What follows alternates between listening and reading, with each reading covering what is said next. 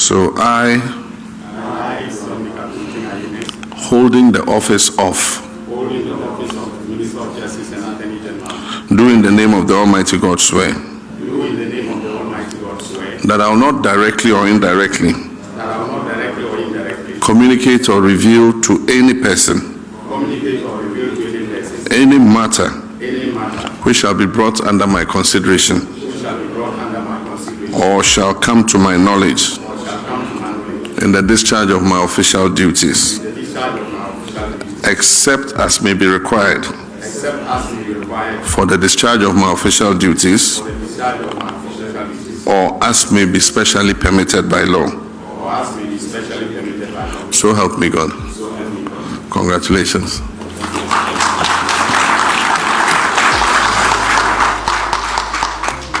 The Minister of Finance will take his first.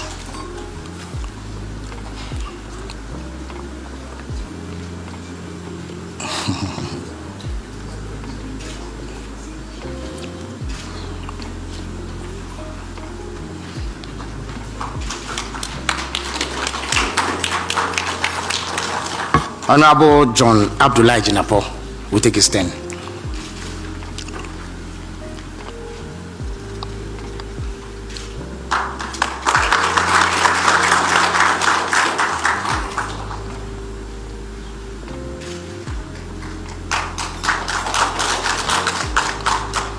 Honorable Dominic Akuretenga Ayini, Attorney General and Minister for Justice.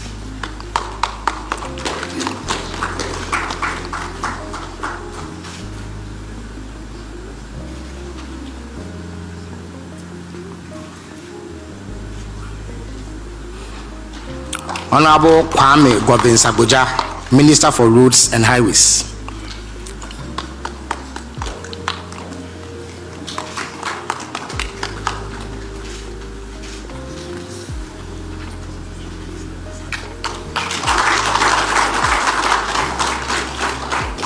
Honorable Eric Opoku, Minister for Food and Agriculture.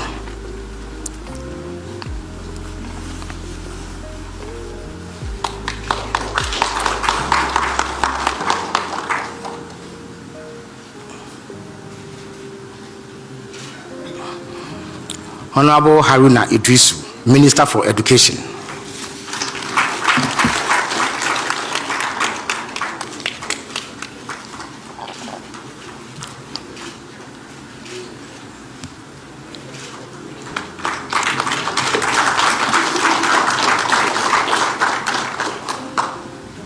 Modesty and prudence must be the guiding principle upon which you, myself, and our Vice President fashion our governance.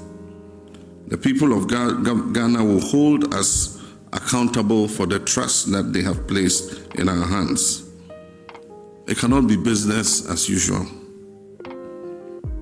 We must be transparent and fair in all our dealings. The anti-corruption institutions will be empowered to investigate and deal with any appointee who falls foul of the law. I expect all of you to begin the process of declaring your assets. The Chief of Staff will announce the cutoff date by which time all eligible appointees should have deposited their assets declaration forms with the Auditor General. 14 days after I took the oath of office, which was yesterday, that promise stood fulfilled. I had presented to the Right Honorable Speaker of Parliament names of 23 sector ministers, 3 ministers of state, and 16 regional ministers for the approval of Parliament. So far, I've named 42 ministers of state and regional ministers to begin the urgent task of resetting our dear country Ghana, which has suffered in recent years from severe crisis in many sectors. As the ministers are approved by Parliament and as they are sworn in, I'll proceed to name deputy ministers for some of the ministries, which will bring the total ministers to 60, as I promised the people of Ghana.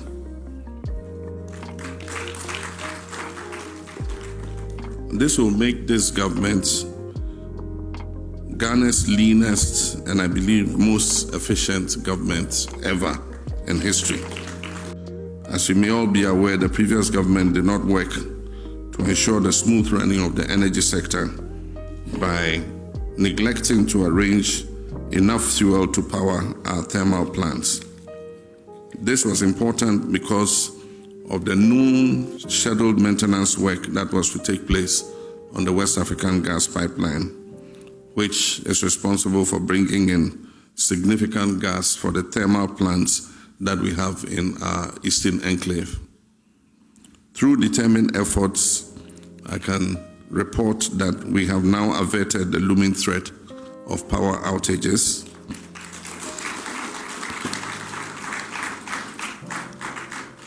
And began delivering fuel to the thermal plants in the east in advance of the shutdown of the West African gas pipeline.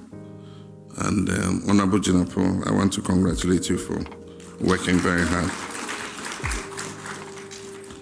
Similar timely interventions have been necessary in areas such as education, where an acute food shortage was a major problem when schools were ordered to reopen on 3rd January. We have put in short-term measures to ensure that our children have adequate food so that they can go ahead with their learning. These are short-term measures and will help to keep our children in school even as we strategize on streamlining the supply of food to schools and pay off arrears that are owed to schools, some dating from as far back as 2021. I want to first thank you all for the warm welcome you gave us during the campaign when we called on you in your palaces.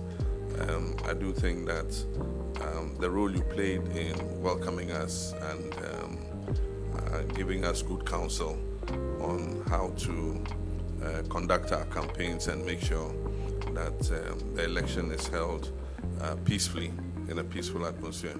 I think all that contributed to the successful election we had. It is my intention that we will hold regular dialogues on many issues of importance, not only to the chieftaincy institution, but also to the progress of our dear nation, Ghana. In our campaign, one of the issues I raised was to see how we can increase the involvement of chiefs in the governance architecture. There are some things that we need your influence to support government to be able to achieve. Protection of the environment is one of them. The traditional areas belong to you, but it's government agencies like the EPA and all those agencies that are supposed to have the legal mandate to protect the environment. But I mean, the EPA is sitting here in Accra. How many offices do they have in your traditional areas? So if somebody goes into a forest reserve and starts cutting trees down, the chief has absolutely no power to stop the person.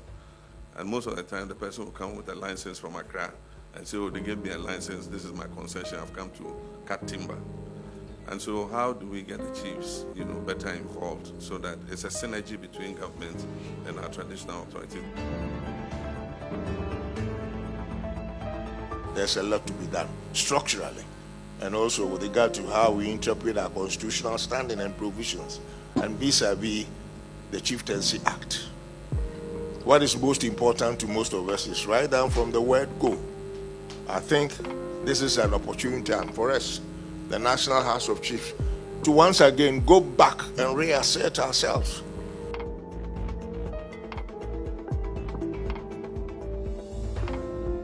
There's not much to say. We all know what the situation is with our power generation sector. And if that was one of the first meetings any person who's taking responsibility of this country had to have, then it's with you, the power producers.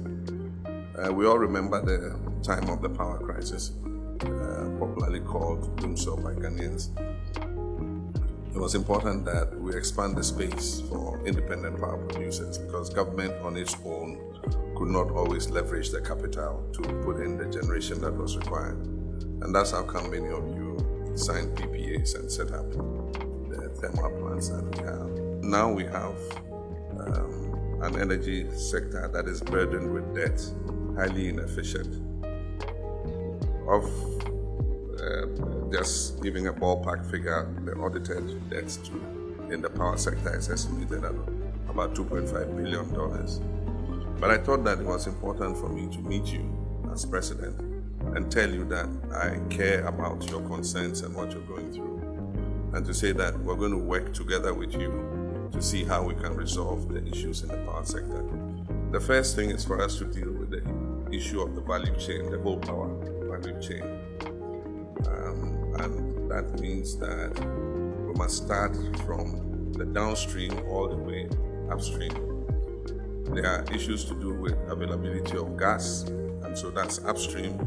And the next is to see how we can bring more efficiency in terms of your sector and the production of power. I can assure you we're turning a new chapter. As I said in my inaugural address, I said Ghana is open for business again. You guys brought your investment in here, and you expected that investment will pay off. And so we need to be faithful partners in order that you're able to run your businesses properly and you're able to account to your shareholders.